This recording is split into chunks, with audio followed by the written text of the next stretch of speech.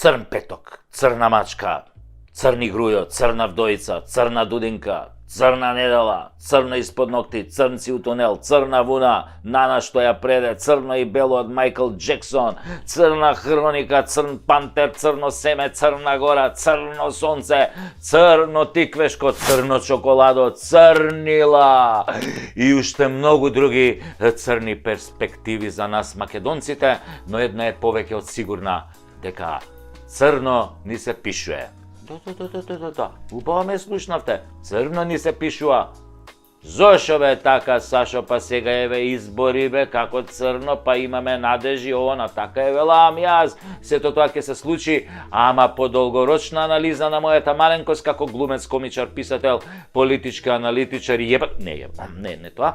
И на мојот тим составен од молер, конобар, политиколог без работа, хемиски инженер, чистачка, углес, двајца камермани од собрание, копирајтер од Количани, кафе куварка, таксист и директор на текстилна фабрика у Штип. Дојдовме до епохален заклучок во една реченица. На Македонија, северна или сјебана, црно и се пишува. Нормално, секој заклучок бара образложение, па да почнеме однапред или од позади, како сакате, чим црно ни се пише, да видиме колку сантиметри ќе биде то црното. Галиба дека е бабачко, кохидрант, црево пожарникарско. Како прво, цените во Македонија еве нема да застанат на економското ниво на кое треба да бидат и на кое се стабилизира насекаде во Европа и во светот. Овде ќе дивеат со екстра профити, поготово цените на храната и цените на енергенсите, тргнувајќи од струјата па натаму. Тоа ќе прави и цените на услугите да одат нагоре. Ова ќе ги создава увозните фирми мешетари. Тоест, ова ќе го создаваат увозните фирми мешатари, кои се без контрола и кои заедно создаваат договорени монополи и така ги креваат прво цените на млечните производи, па потоа и се друго. Осиромашениот народ кој не е научен да бойкотира фирми и производи, а треба да научи, ќе продолжи да купува и да се реди под психозата на страв, наметната од платените медиуми дека одредени производи ќе ги снема или истите од утре ќе бидат поскапи. Да ви го објаснам пластично принципот. На мене како комичар ми е подобро за мојот настап да продавам 500 карти по 600 денари, отколку 1500 по 200 денари. Да, за народот е подобро по 200 денари, затоа што цела фамилија ќе дојде да ужива на мојот стендап. Но за мене е подобро со само 500 карти да го извадам комплетниот настан. Дали е празна салата не ме интересира. Така функционираат нашите увозници. Сакаат со 5 парчиња кашкавал да го извадат трошокот за цел пакет. А потоа остатокот да биде профит, па макар се продавал и цел месец потоа, макар му влосал. И сирењето макар му влосал, ко можат французи не дадат му влосено сирење, зашто не и македонците? Исто така црно ни се пише и во градежништвото. Таму установите нема да поевтинат, да се разбереме, напротив, ќе поскапат. Градежната мафија во спрега со политичката имаат толку многу пари украдени од државава што мораат да ги стават во бел бизнис кој воопшто не е контролиран со потекло на имот, како што ни беа примерите со купување на трговски центар од познатиот внук овој Петардава на Чичкоали што е. Каде што пари од некакви бизнисмени кои не се проверуваат влегуваат, па кредити се пријавуваат, па потоа ни 10% од сумата не ја покриваат и така натаму и така наваму. Токму од тие причини, од таа причина ќе се гради ненормално за да може тие пари да се обелат комплет. Затоа и не ги интересира продажбата, затоа што се украдени пари или пари од тендери и нелегална трговија со дрога. Туку само ги интересира обелување на истите, како да ги обели. Да беше градењето на комерцијална и бизнис основа, се знае дека секој бизнисмен сака своите пари што е можно побргу да ги врати и затоа цените ќе беа нормални, плюс ќе го притискаат банките да ги врати кредитите. Не може да чека да продаде 2000 евра квадрат. Тоа е во нормални држави, а кај нас се дигаат згради и се украдено од државата преку странски компании се пријавува во инвестиции. Шемава ви е следната. Вие плаќате ненормални даноци, вашите пари влегуваат во буџетот, буџетот со низа криминали власта го испумпува преку тендери на исти фирми, тие потоа ги ставаат парите на странски фирми, нели Белизе, Мелизе, овие Маршалски острови вамо тамо, тоа се фирми керки, кои лесно ги отвараат, потоа доаѓаат тука, деме како инвеститори и градат со вашите пари. А вие немате здравство, немате патишта, немате училишта, немате ништо за парите што ги плаќате во буџетот. А власта ви се фали со инвестиции. Ги инвестирале вашите пари преку Белизе, Маршалски острови и Бора Бора. Добро смислено, како им петнало да сибаат векот. Затоа ваква градежна експанзија не е видена уште од времето на Пабло Ескобар кај нас, кога градел чуда и правил зоолошки градини тамо во Меделин, во Колумбија, затоа што немал што да им прави на купиштата пари, бе, луѓе. Цели стамбени блокови градел за сиромашни, фудбалски игралишта им градел. Само што Пабло не крадел од буџетот на државата. Тој продал дрога, бе. Чиста работа. Овие нашиве и крадат од буџет и продаваат дрога. Ништо не ќе достаат на случајот. Од кај што може да се земе, земаат. Нешто слично ко Колумбија и денес се случува овдека. И бетер. Затоа сме најсиромашни во Европа, затоа што безочно се краде, а потоа со тие пари создаваат огромни имоти. Оние имотнine листови им крцкаат. Им крцаат на крцањината. Црно ни се пишува, луѓе, и поради растуреното здравство од страна на СДС и ДУИ, избеганите доктори во странство и тие кои што сега ќе избегаат, кои што допрва ќе избегаат. Значи ќе нема кој да ме лечи, бе, и ќе си ги оставаме парите во приватните болници за кои видовме случаи како оваа политичка мафија исто така сака да ги преземе. Црно ни се пишува и дека полека остануваме без младо население. Ова ќе биде држава на старци, ќе нема кој кого да прца, бе. Барем не без Виагра, без овата. А млади веќе прцаат тамо по светот, ќе прцаат швеѓарки, норвежанки, данкини, французинки, ќе прцаат тамо. Епа ќе прцаат, бе, ќе прцаат. А ова ќе биде држава на старци кои ќе умираат секојдневно. Шо од болести, шо од старост, шо од 5 Виагри мавнати. А млади ве ќе си прцаат на страна. Бе, без Виагри.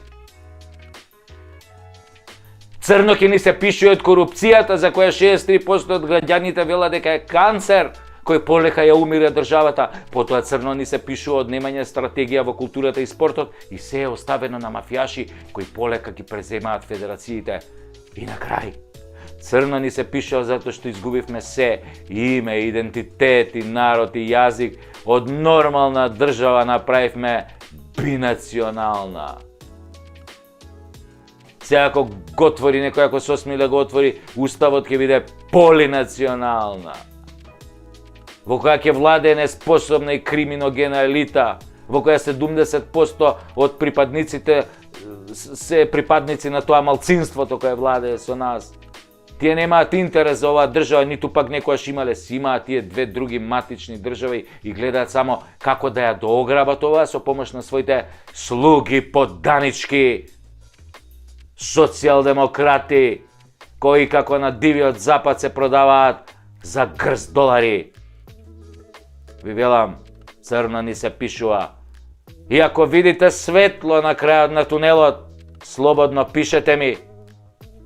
Може јас веќе сум ослепел од несотиве. Инаку како викаше еден познат филозоф, тоа светлото на крајот на тунелот што го гледаме, може би е возот кој доаѓа кон нас.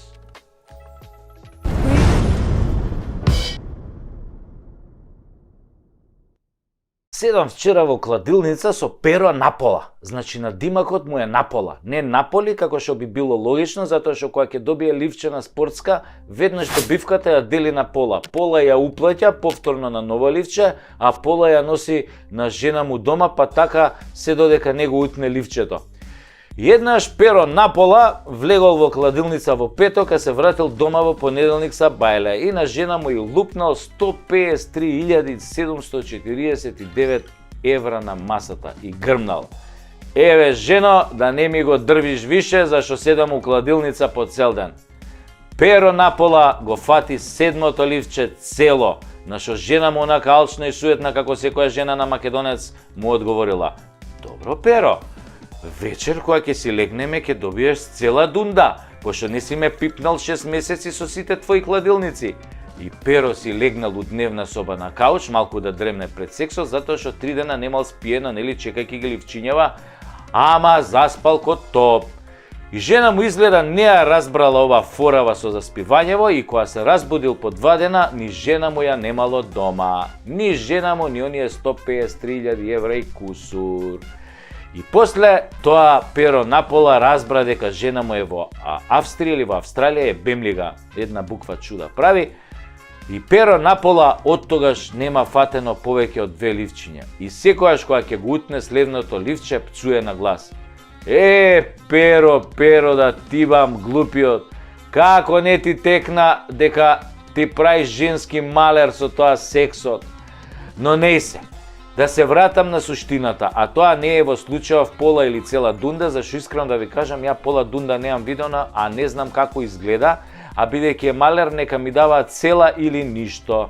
Значи, седиме ја и Pero напола и баш го гледаме Наполи, кај што тренерот е Пола тренер на Наполи, Пола селектор на Словачка, што да прави Пола судбина, која Pero ми вика, абе Саше, ти го гледам тоа Пола Тасевски и си викам, Саше, не знаеш што е градоначалничка фикс вин-вин акробација. Шо бле бета, викам овој си викам. Слушај Pero, прво не е тоа Пола Тасевски, туку е преку Тасевски шоу. Затоа што кога би било Пола, тогаш би било малку за гледачите, а ова е бе големо, па мора да биде преку, нели, преку Тасевски, значи поголемо е од Пола, поголемо е од целото, нели, преку големото. Ако те разбирам, вика Pero, значи како зидон на Трамп со Мексико, мора да идеш преку него за да го поминеш. Гледам вака, го гледам и си викам. Можеш да идеш и под зидот, бе? Да, бе, вика Pero, можеш, само треба да пазиш на јајцата. Аман, бе, да мојвам осте се јајцата, кажи што ти е тоа градоначалничка фикс вин-вин акробација. Не знаеш, ми вика Pero? Не знам, бе, да ти го резнам. Од кај да знам? Знаеш дека внук ми е градоначалник на една скопска општина? Па еден од овие стариве вуци, што е неколку мандати градоначалник, им објаснил како да дојдат до голема пара да ја заебат јавноста. Со фикс акробација во која сигурно лапаат кеш. Не збори, бе, му викам. Ја на Pero пола на заебанција и уше пола на заебанција. Градоначалници во Македонија и криминал. Кај бе тоа, бе, не верувам, викам Бог да чува. Па све мајките рези се, бе, каков криминал. Вака вика Pero. Прво се договараат со некој сумљив инвеститор по можност од doing business или нивните ортаци за некоја огромна локација за која процедурата ќе биде во секој случај незаконска во општината од гласање во совет до издавање дозволи, дуп, муп, курац, палац и така натаму. И им кажуваат процент да ја бркаат работава. Обично процентот е некаде околу 15% од вкупната инвестиција и почнува целата операција. Градоначалников ја тера работата. Им прави маневри, мести документи, одлуки, комунали, издава решенија и се оди така гладко со кршење закони, се оградува просторот, се гради повеќе од она што е дадено, сите срекни, инвеститорот Кримос и градоначалникот поштен, овој Кримосов цела зграда, градоначалников 15% плюс подмачкени уште некој фактори од Министерство за транспорт и врски по некој инспектор, подписник во урбанизам, клучни советници за сите да има. Квадрат е бе 2000 евра. Пари има ко говна у канализација, па што има тука спорно, му викам на Pero напола, тоа го прават 30 години уназад. Па ти викам бе, полутасевски дека немаш појма, ми вика. Има иншуранс, фикс ситуација, затоа се вика вин-вин акробација. Ако јавноста почне да се буни, ми вика Pero, и некоја институција укине некој документ, Уставен суд укине дуп, тогаш инвеститорот ја тужи општината и општината му плаќа пенали, изгубена добивка, камати и пак истите пари ги делат со градоначалникот. Бе, му викам да мојва мајката, па да бе, викам како не ми текна, викам стварно ова вин-вин ситуација, посебно ако градоначалников и Кримосот си имаат нати го дај ми го и си се верни другарчиња. И наеднаш гол! Која свика Pero напола, што се дереш бе, му викам, кој е гол, кај биде гол, кај претрча гол, гола да не е, не бе гол, вика, гол, па гол за Барса бе, не за Наполи. Ме погледна ко да се олеснал за сите гребови на светот и ми вика, Ти реков дека ништо не разбираш бе од вин-вин фикс ситуација. Шо не разбирам бе, Перо? Па не разбираш дека тука во кладилницава сум од петокот, а денес е среда. И ова ми е 7-то ливче, а сега не сум веќе женет. Значи сите пари се за мене, а бившата ми жена нека си ја чува дундата цела. Викам да му мајката, од денеска му менјам надимак, ќе викам Перо целиот, оти се напуни да ви кажам ко градоначалник.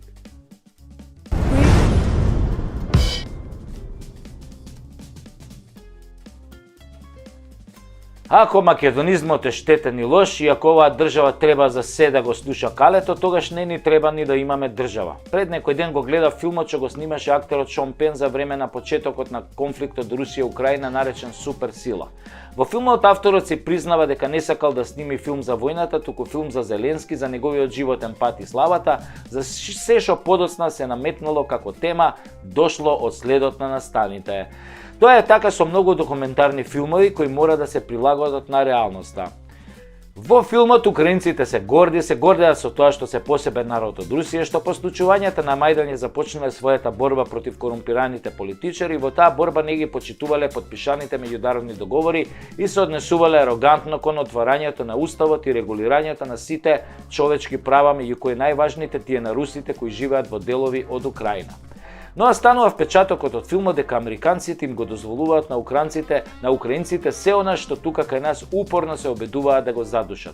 Тоа е веројатно затоа што им требаат такви за да може да се борат до последниот украинец. И Шон Пен убаво ја објаснува војната, убаво го објаснува војувањето, дека Западот и Америка го дозираат во вооружувањето на Украина затоа што не сакаат војна НАТО-Русија. Можеби заради фактот што сите НАТО земји секој месец произведуваат муниција за само 3 дена војување, а во Русија се произведува за 1 месец дупла количина. Дека Украина не може да биде членка на НАТО е јасно веќе како бел ден, но затоа слава на Украина и разни борбени песни што тие ги кажуваат за дигање на моралот и вложување во армијата под велот на демократизацијата и борба против проруските олигарси се форсирала значи од 2015 година, значи тоа не е приказно од 2022. На граѓаните им било јасно дека русите еден ден ќе дојдат. И тие живееле со тој факт и се допуштало се да се направи што е спротивно на демократските стандарди на европските устави и правното владење. Дури и се форсирал Зеленски да му се курчи на Путин и да ги одбива договорите во присуство на Меркел и Макрон. Во Македонија тоа се задушува, се форсира поданичкиот однос кон Грција, кон Бугарија, се назија на македонскиот народ, на македонскиот идентитет, правата на граѓаните и се форсира бинационална држава во која ќе владеат албанците иако се малцинство. Значи, исто е, ама и не е исто.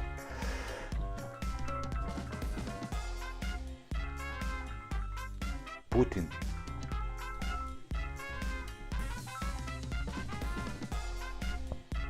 Здравствуй, товариш Путин. Овде секретни агент Путина с коднијим именем Куров. Куров, товариш Путин. Да, товариш Путин. Куров. Ура! Ура, товариш Путин. Ура! Ура!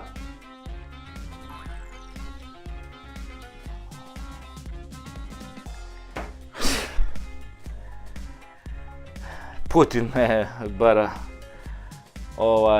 Да, мене како што слушнав на тајното име ми е Куров.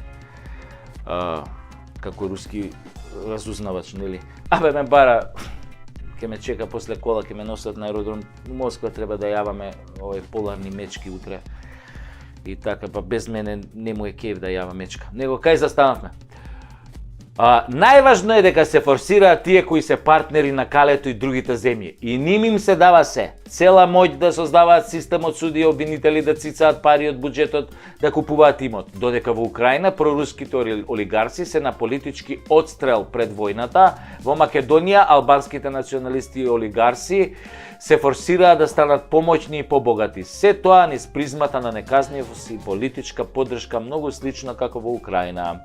Украина е напуштиле досега околу 7-8 милиони луѓе, што е некаде околу 15% од популацијата. Ова се официјални бројки, најверојатно е преку 12 милиони ја имаат напуштено. А Македонија има дефицит од 300.000 млади кои избегаа од економскиот погром, мито и корупција, што е отприлика истиот процент и тоа без војна. Замислете, можеби Русија не е најдобрата земја на светот, можеби на историјата не се покажала како голем пријател на Македонија и македонскиот народ, но на што сега и го прават западните земји и Европската унија на Македонија е во најмала рака страшно. Не можеби како војна, но и тука умираат луѓе на разни начини кои не се нормални и не се секојдневни во земјите на Европската унија. Само видете што се протна со европско знаменце, што се случува со квази автопатите, каде се плаќаат милиарди евра, врбување на домашни предавници за грст долари од страна на Западот, лажни ветувања за членство во Унијата за да се случи апсурдот дека на Украина, на земја во војна, која што ја губи војната, разрушена, без 25% од своја територија и дадоа почеток за преговори. Замислете, на Украина и дадоа почеток за преговори со Европската унија. Какви се тоа двојни стандарди? Каква е тоа космичка дволичност, лицемерие? И форсираат тука албанско политичко крило да ја растура полека земјата. Тоа многу кажува за ова дволично однесување и само се повторува европски вредности. Ми се гади веќе и од сатирата на таа тема. Едноставно се одвратни, но не само кон овој народ. Многу примери има за жални светот, двојни аршини во 21. век, цивилизацијски вредности, развиена демократија, европска демократија, западна демократија, слобода и правда. А во Газа се случува геноцид. Преку 15.000 мртви деца за неколку месеци. Деца само. Европски права, слобода и правда. Курот на Магарена во зоолошка. Оне што е мој комшија на лавот. Да му го оправам.